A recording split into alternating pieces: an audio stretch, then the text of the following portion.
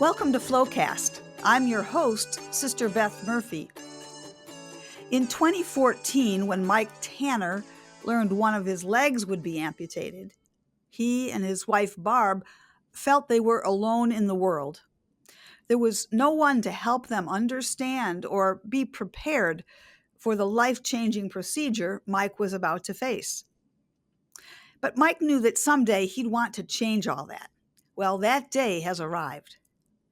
Within the last 7 months, Mike has started one support group in Springfield, Illinois, for those with limb loss, and at the request of medical professionals in Peoria, he is on the cusp of starting another group there. Mike's story intersects with the Dominican Sisters of Springfield because he and Barb are co-workers at the Dominican Mother House. Barb has worked in the nursing department since 2009 and is now the nurse advocate for the sisters who reside at the convent. Then, in 2024, when a part-time receptionist position came open at the Mother House, it suited Mike perfectly. So we count his friendly demeanor and open smile among the many who answer the phone and greet guests at our door. Mike is with us today to share his story and the ripple effects that can come from a community of care and support. Welcome, Mike. I'm so happy to have you with us today. Thank you for having me. It's wonderful to be here. So, where would you like to start with your story? Well, I guess day one, because that's where it all started. Back in 2013, I went to the doctor and found that I had flesh-eating virus from a ulcer on the bottom of my foot, on my left foot. And at that time, I went straight to the hospital, and they started debriefing it and cleaning it up. And it was 9 surgeries later that I finally decided that enough was enough, and I had them amputate it. In the process of amputating the leg, I realized that there was nothing for anyone out there. Amputation, there's no guidelines, no books, nothing to help you get through it. And at the time, there was no support groups. Well, modern day time now, we have a support group. I have lost my second leg. I didn't go through as many surgeries with it, but I've been through quite a bit in the last 13, 14 years. I've had a golf ball sized brain tumor removed, blood clots on each lung. I thought at this time, it's time to start helping others. I had a gentleman that I met at request of him. He wanted to meet another amputee, and he told me, he says, Mike, he says, I'll be honest with you. He says, I know no other amputees, and I would like to get to know someone. And a little light bulb, call it fate, popped off in my head and said, Mike, you need to do something about this. 7 months later, here we are. I've got a support group that I have a total of 28 amputees that I speak with at any given time. Some of them can't make it to the support group, so I call them on a regular basis and speak with them on the phone, or I'll travel and go to their house and sit with them at their house. And as Sister Beth was saying, the doctors up in Peoria, the surgeons, had got a hold of Chad, my prosthethist. I was in the hospital with my right leg amputated, and I had a peer support young lady come up and talk with me, and I met Chad, my prosthethist, and he had, over about 6-8 months, he got to know me pretty well, because I was in there day in and day out, and he asked me if I would be a peer support for Hanger. And if you don't know what a peer support is, I will go to a person's home or the hospital or a nursing home and sit and talk with them and help them get through the process of the healing, getting the prosthetic made, getting the home ready for them, getting handicap bars in the restroom and doing stuff to make it safe for them to be at home. And Mike, let's back up just a little bit, just for our listeners who might not know. What is Hanger?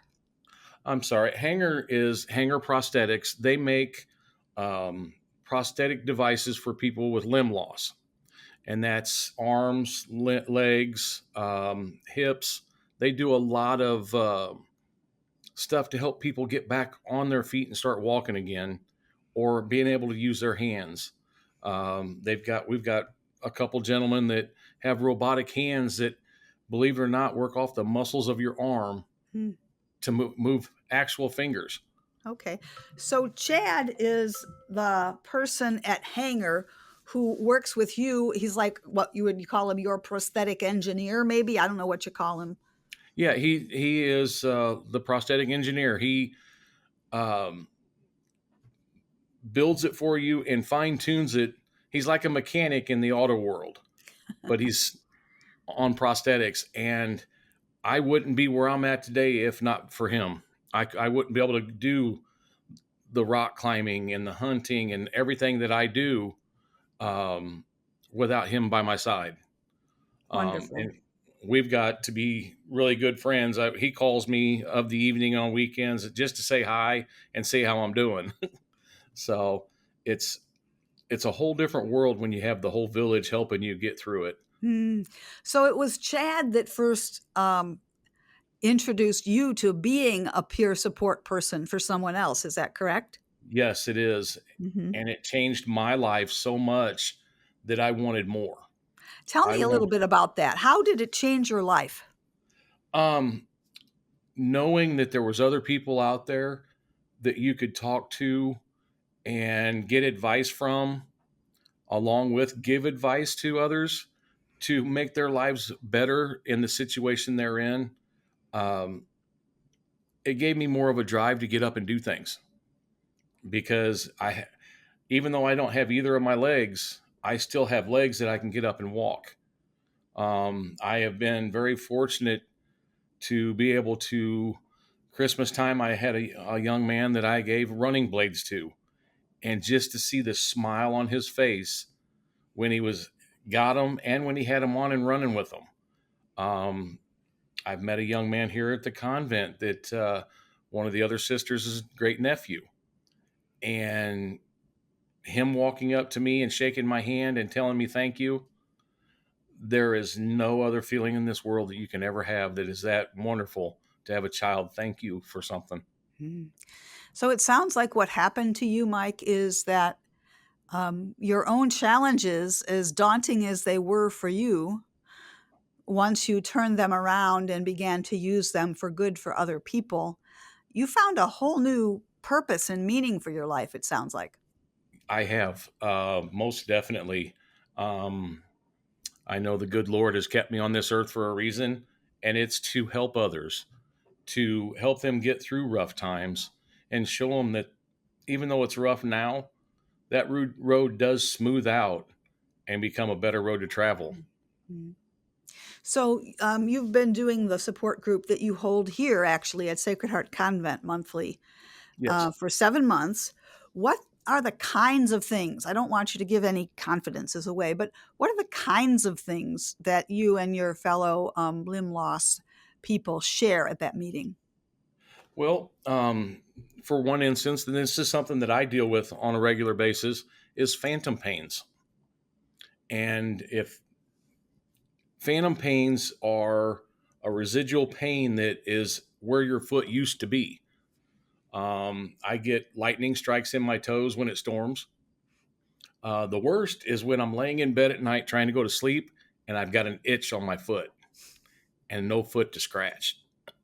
And we talk about the different things that has helped us get through and past um, the phantom pains, um, the leg cramps. So and just have a community because amputation is more dominant now than it ever has been. Um, it's amazing to know the numbers that are just in Sangamon County uh, of people that with amputations. Hmm. I had a friend of mine; she did an unofficial uh, count, and there was over 900 people in Sangamon County alone. Hmm. Well, that's not good enough for me. I don't think that we should have that many, but if it saves their lives, then that's what we have to do. And that's what a lot of it is about nowadays, is the preservation of a life. If you have to lose a limb to stay on with your life, then that's what we need to do. I want to be that person that's there to help them get past that, to Isn't that understand that the prosthetics help you.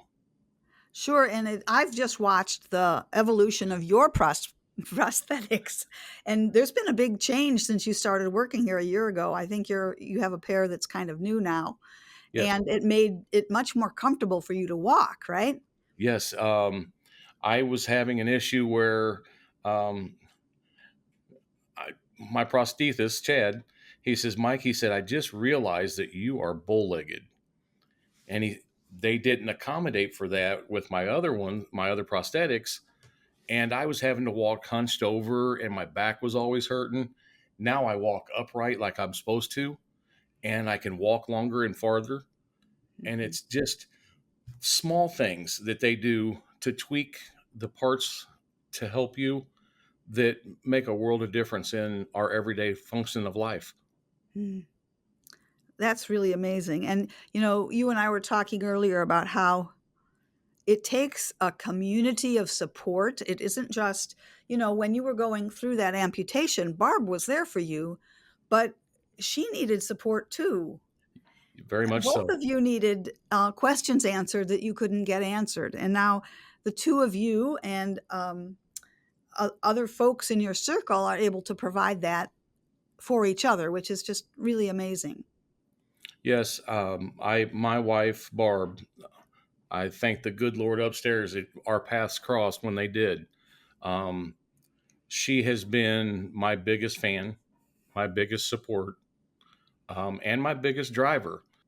With an amputation, it's not just the person that had that limb amputated; it's the family members that are there to help support them.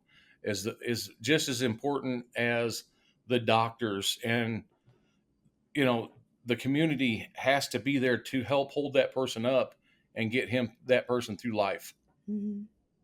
And it In is hard. addition to the support group that you've started here, the one that you're getting started in Peoria, you participate in a wide range of activities that provide support for both you and Barb. Do you want to tell us about some of those? Yeah, we actually are getting ready to go out to Chandler, Arizona. They have an event called Empower Fest that they do.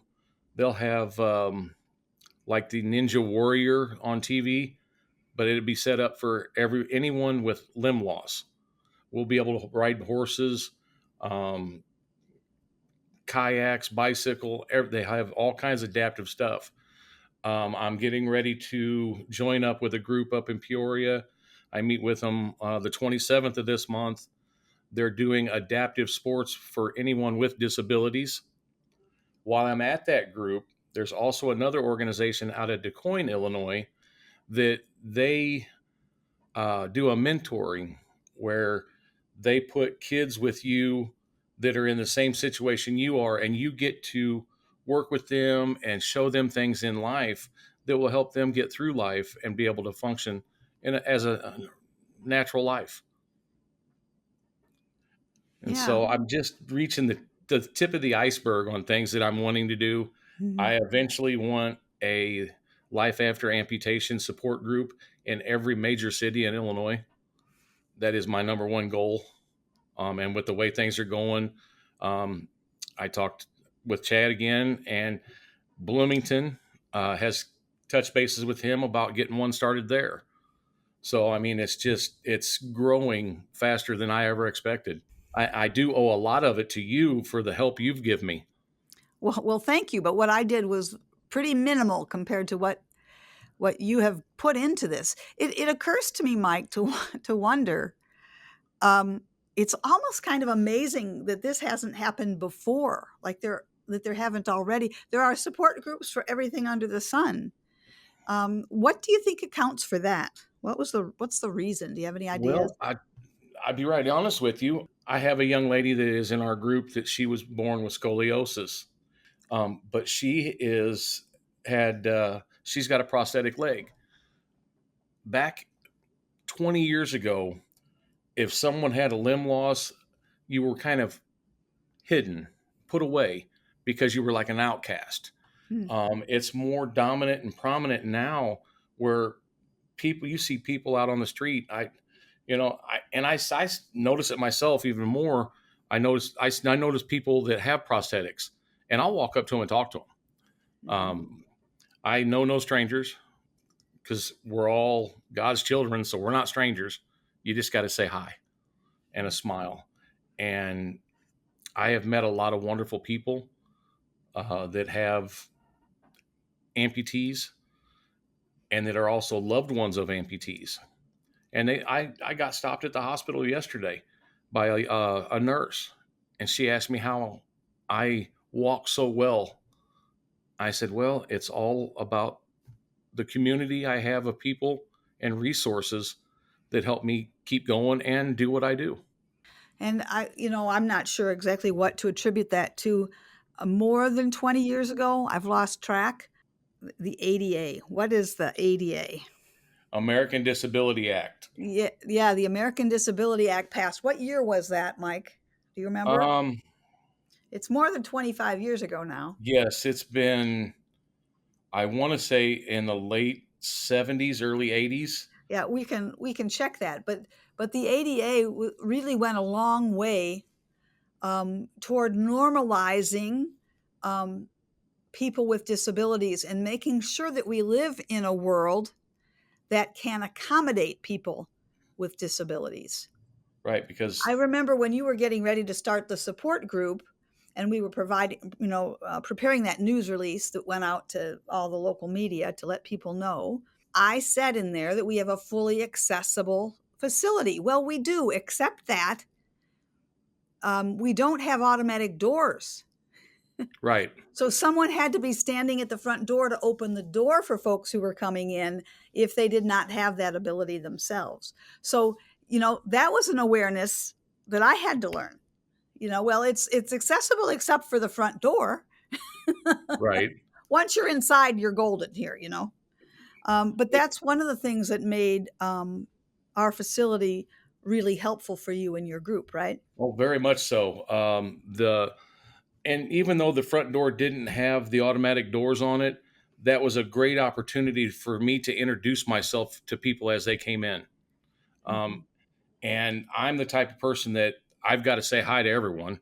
I've got to talk to everyone, because I want them to feel as comfortable as possible. Because it's not easy when you are with limb loss going into a new place and not knowing, because the people stare, kids, and I love it when a kid stares. I take that as an opportunity to teach that child about diabetes and about limb loss, and show them that I may be a little different, but I'm still a human. I still do everything you can do, probably some stuff better, because I can take my legs off and be comfortable.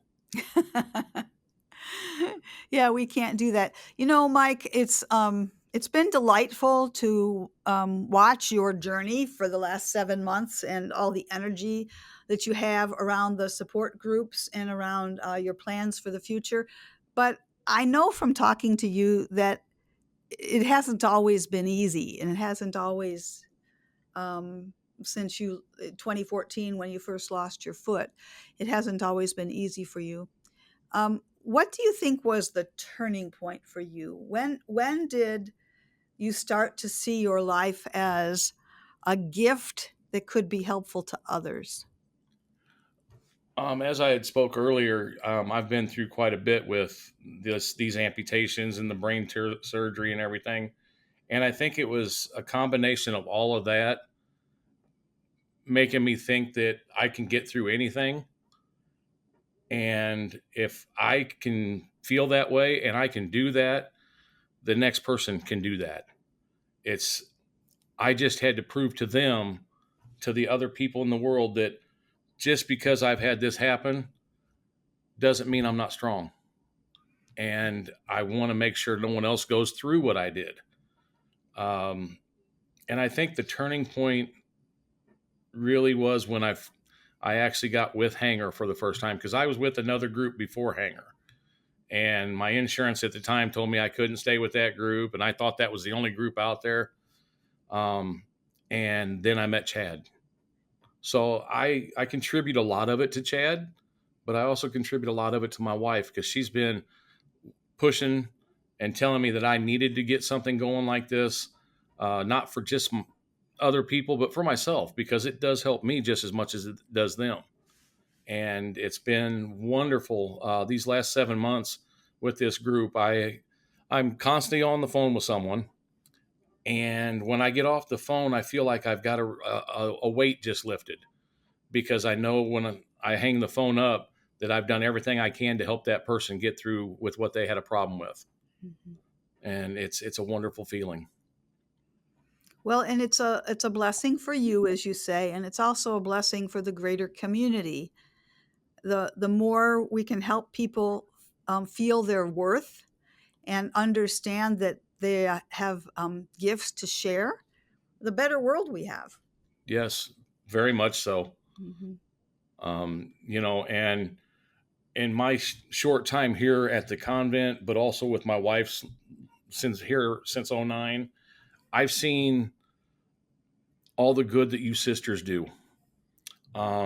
You sisters have prayed for me in my hard time and in some of my worst times when I was sick. And the power of prayer is very important.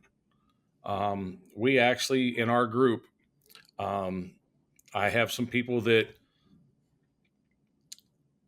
didn't pray, but now in our group, we say a prayer every time we get together and thank the good Lord for us being able to be with each other and be a part of human life again. That's a kind of resurrection that you're providing people, isn't it? It is. It is. It's very wonderful. Mm-hmm. That is wonderful. So I know from previously talking to you that when you go out to Empower Fest, which you've been doing every year for a few years anyway, you like to take on a new challenge. So is there a new challenge waiting for you in Chandler, Arizona this week, Mike? There's actually 3 new challenges. Ooh, tell us. I did the rock wall here at an event here in Springfield just a few months back, and I only got 3/4 of the way up. I'm ringing the bell at the very top this time. And I used to ride motorcycles, love horsepower. Well, I'm going to try a single horse. And I'm going to try and ride a horse that's out there. A real horse with 4 legs. Horse. Yes. Oh my gosh. Send me a picture. Oh yes, I will have video and I will be more than happy to share it. And then I want to kayak again. I want to get out and kayak. And so I have actually 3 goals that I'm looking forward to, but there's other things out there that I'm going to jump right into and not hesitate, because I can't ask somebody to try something if I haven't done it myself. Well, there you go. If you're going to be a good coach, you've got to do the work yourself, don't you? Well, that is really exciting. I'm happy for you. Does Barb go with you when you go out to these events? Yes, thankfully. And she gets to try this stuff too, as well. She does some of it, not all of it, but she is more of the videographer. She takes the pictures and the videos, and so that I have record of everything that I do, so I can take it back and show my group and show everyone. I put it on Facebook so that everyone can see it, because it's very important that I show the community that even though I'm a double amputee, there's still things I can do and have fun. Mm-hmm. Well, that is just really wonderful. And it's been a pleasure to be able to accompany you and see you grow and see the enthusiasm you have for the work that you're undertaking. You start in Peoria with the group right after you get back from Arizona. Is that right? Yes. I'm looking probably the 1st or 2nd Wednesday of October will be our start date, I'm hoping, if Mhm. I once I get everything going, Mhm. and then we'll meet once a month up there, or if it gets big enough, it might be something every week. So I'm looking forward to the new challenge. Well, that's wonderful, and I hope that you'll keep going with all of that. Um, for our listeners who might want to learn more about Mike's work, um, there are links to resources that we have discussed today at flowcastlisten.org. And if you enjoy this show and you want to make sure you don't miss any episodes of Flowcast, you can subscribe to Flowcast at the website, flowcastlisten.org, and receive each monthly episode in your inbox. We drop Flowcast every fourth Thursday around the year. Thank you so much for joining us. A big thanks to my Flowcast colleagues, including our marketing guru, Jean Ann Miller, and our sound engineer, Brandon Durham. I'm Sister Beth Murphy. Until next time, remember that the flow in Flowcast is an acronym for the life of the world. Reminder to all of us that we are called to imitate Jesus in giving our lives for the life of the world. And it seems to me that Mike Tanner has done a wonderful job fulfilling that goal of being and giving his life for the life of the world. So thank you, Mike, for sharing your inspiring story. Safe trip to Arizona, and I'll look forward to seeing you when you get back. Thank you. Thank you for having me. Any last words of wisdom? No matter what life gives you, you can get through it. Just keep driving.